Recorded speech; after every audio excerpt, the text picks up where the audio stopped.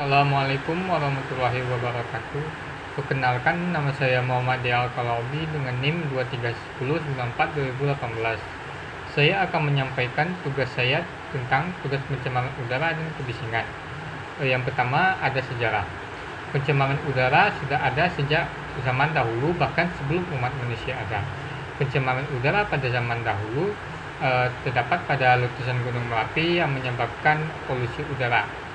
Polusi udara tersebut menyebabkan berbagai gangguan pada ekosistem alam dan mengganggu ekosistem di bumi ini.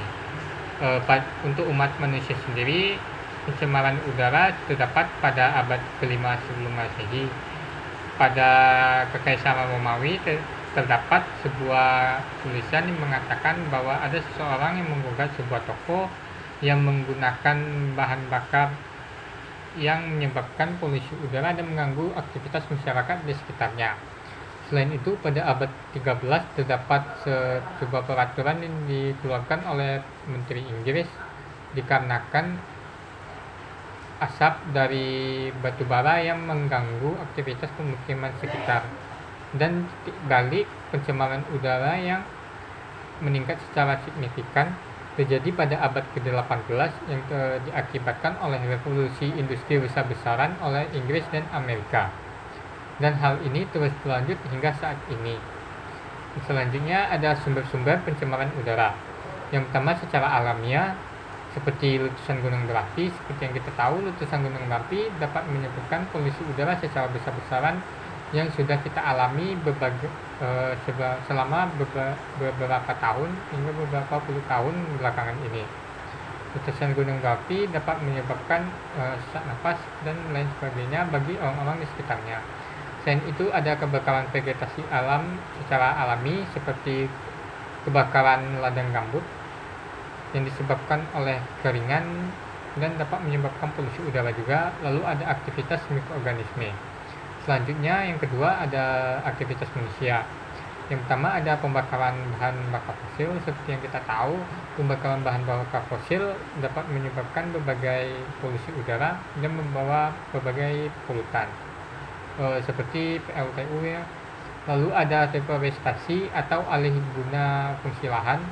Untuk manusia, mengapa ini menjadi sumber dari manusia? Karena manusia melakukan deforestasi dengan cara membakar hutan dan menyebabkan polusi udara. Lalu ada industri dan manufaktur yang seperti sudah kita tahu bahwa mereka menyebabkan polusi udara dan berperan penting dalam pencemaran udara di masa sekarang ini. Lalu ada penggunaan kendaraan bermotor yang menghasilkan karbon dioksida yang berbahaya bagi manusia dan lingkungan. Lalu ada jenis-jenis pencemar udara. Yang pertama ada materi partikulat, yang mana itu adalah debu atau udara yang berukuran kecil yang masuk ke artileri dan dapat menyebabkan berbagai gangguan kesehatan. Lalu ada sulfur oksida atau belerang SO2, ada karbon monoksida atau CO, ada nitrogen dioksida atau NO2, ada ozon troposfer O3, karbon dioksida CO2, dan senyawa organik volatil atau VOC.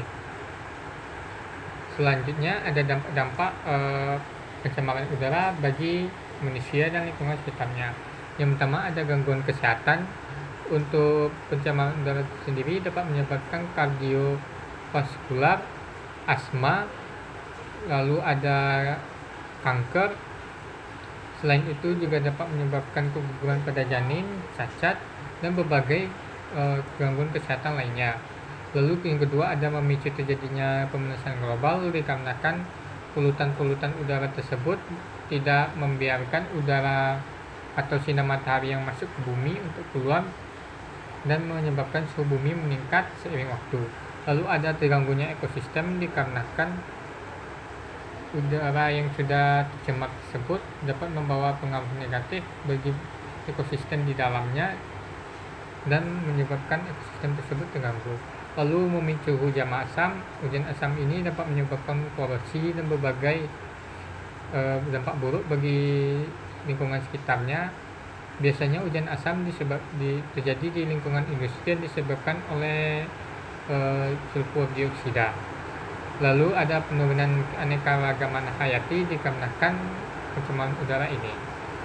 Selanjutnya ada beberapa regulasi terkait tentang pencemaran udara seperti Peraturan Menteri Lingkungan Hidup dan Kehutanan Republik Indonesia Nomor 13 Tahun 2021 tentang Sistem Informasi Pemantauan Emisi Industri secara terus-menerus.